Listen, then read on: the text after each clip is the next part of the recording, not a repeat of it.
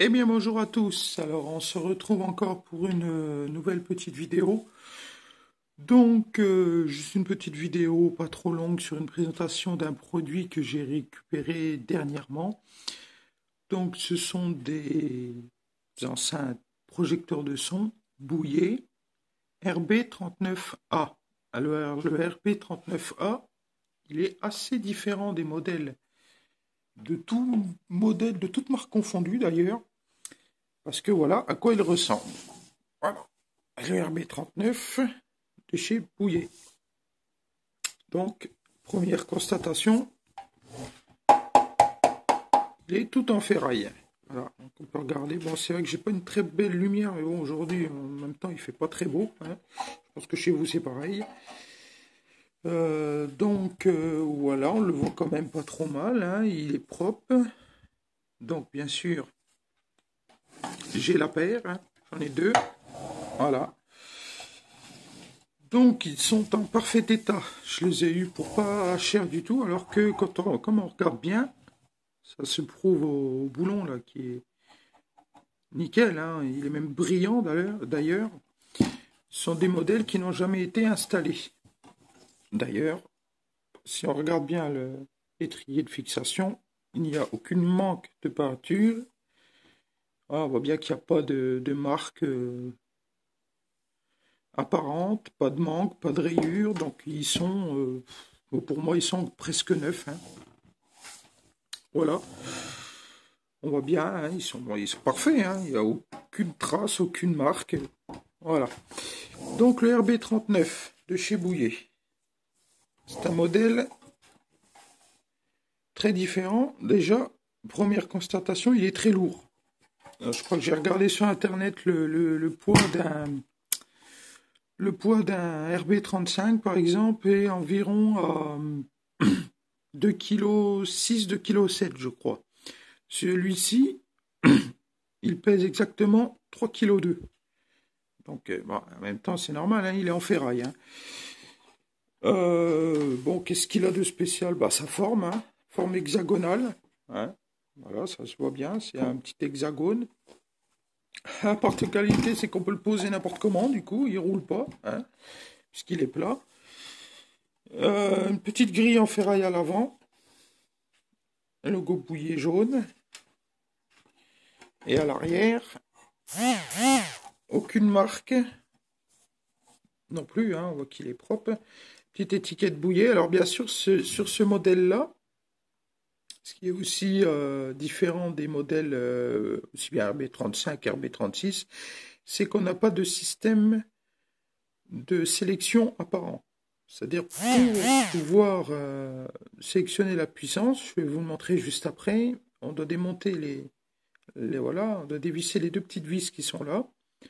Cette petite plaque ici s'enlève et en fait à l'arrière on a le transfo et on change directement la puissance sur le transfo. Donc c'est des cosses qu'on ce transfo c'est notifié, je vais vous monter après les puissances et on change la cosse où on veut le brancher sur la puissance désirée. Voilà.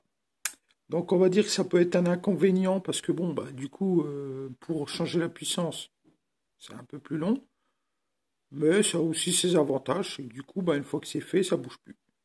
Je vais vous montrer ça d'ailleurs juste après. Donc voilà, une fois la petite plaque démontée, donc bon, bah, je ne vais pas montrer exactement, hein, c'est juste deux boules, deux petites vis à démonter. Voilà, donc la plaque arrière, voilà, on la voit ici.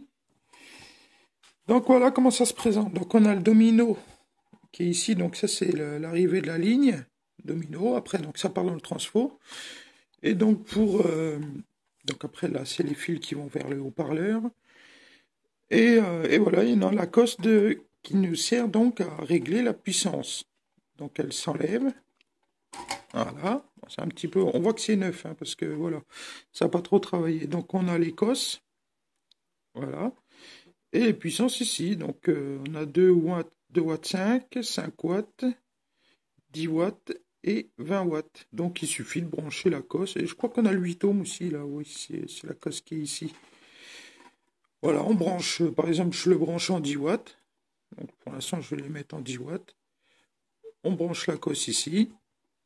Voilà. Et donc, on est en 10 watts. Donc à l'intérieur, c'est pareil, hein, il y a absolument rien. Je sais pas si on va bien voir. Voilà, on voit juste l'aimant du haut-parleur. Il y a aucun système de résonance, comme par exemple un RB35 où on a un tube à l'intérieur. Celui-ci à l'intérieur, il est vide. Voilà. Mais par contre, il a une très bonne sonorité et je trouve qu'il rend énormément bien les basses. Ça, c'est un avantage. D'ailleurs, sur le deuxième, donc celui-ci, voilà, je remettrai après. Sur le deuxième, j'ai fait autre chose en attendant. C'est que sur ceux-ci, voilà, pour avoir l'avant pour les démonter, en fait, il suffit d'enlever la petite grille qui est devant. Moi, je savais pas que ça s'enlevait, en fait, voilà. Et donc, on a droit à un superbe haut-parleur, je trouve, il est très beau, hein, voilà. Tout en fibre de verre, avec une suspension donc en caoutchouc rigide, enfin solide en tout cas. Et bon, je trouve que c'est un très beau haut-parleur, hein. Voilà, c'est vrai que chez Bouillet, en général, on a des larges bandes assez simples, mais je trouve que celui-ci, il a de la gueule. Un très beau cache-poussière au milieu, là, il est magnifique, hein. Donc voilà, il suffit de remettre la grille, donc pour le démonter, on a les vis devant. Et il suffit de remettre la grille. C'est assez dur à enlever, hein. C'est un peu comme le RB36. Il suffit de remettre un peu la grille. Je trouve que c'est très dur.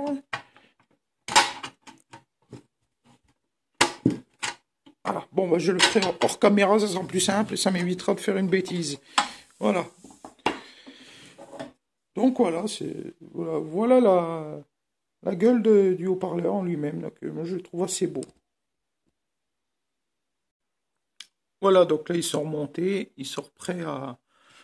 Voilà. Ils sont nickel. J'ai eu le temps de les remonter. Bon, les grilles, c'est vrai il faut vraiment les tenir très bien parce que ça se clenche très fort. Donc, et en plus, comme ils n'ont jamais été démontés, c'est encore très très dur. Non. Donc en résumé, le RB39, très très bon PDS. Très très bon. Moi j'avais beaucoup d'a priori dessus parce que bon, dans mon coin, j'ai vu des RB19, donc c'est les mêmes, mais en beaucoup plus petit, donc équivalent au RB36. Et le peu que je les ai vus dans le coin, j'ai toujours trouvé qu'ils n'étaient pas terribles. Par contre, il y a pas de RB39 hein, dans mon coin. En tout cas, j'en ai pas vu vraiment installé. Donc, du coup, mon ressenti, donc, c'est que c'est un très très bon projecteur de son.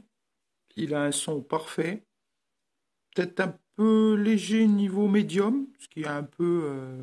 Ah non, médium ça peut aller, je dirais peut-être plutôt aigu, hein, aigu très fort, donc étant donné que c'est qu'un large bande, il n'y a pas de tweeter intégré, mais une très bonne descente dans les basses, ça c'est assez étonnant pour un projecteur de son en fer en plus, et non, c'est un très très bon modèle, donc je le conseille vivement, et le fait qu'il soit tout en fer en plus, c'est un petit plus, voilà. Donc là, je vais juste montrer aussi un autre petit projecteur de son que j'avais récupéré dernièrement, donc vite fait pour finir la vidéo. Et puis voilà, on va peut-être faire aussi un essai de son rapide et ça sera bien pour aujourd'hui. Voilà. Bon voilà pour continuer, pour conclure cette vidéo. Donc on aura des petits tests juste après. Et là, bon bah juste un toute petite présentation de ce projecteur de son. Celui-ci, il n'a aucune marque. Donc je ne sais pas d'où il vient. Enfin, je ne sais pas. Alors ça, c'est moi qui ai rajouté. C'est parce que j'ai rajouté un transfo à l'intérieur. Il était en basse impédance. Donc j'ai rajouté un transfo. Donc ça, c'est un petit pense-bête. Et voilà. Donc je sais pas. Moi, je pense que c'était un peu comme du merlot. Parce que je sais qu'il était... l'intérieur était un peu le même que le merlot que j'avais. Avec la vis centrale, là, en plein milieu.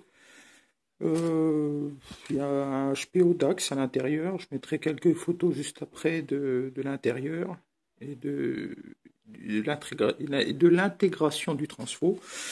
Voilà, bon, c'est un tout petit. Donc si quelqu'un sait de quelle marque il s'agit, bah, vous n'hésitez pas à me le dire. Donc il fonctionne très très bien. Il est un peu taché, mais bon, voilà, j'ai eu ça à 3 euros. Tiens, il y a encore le prix dessus.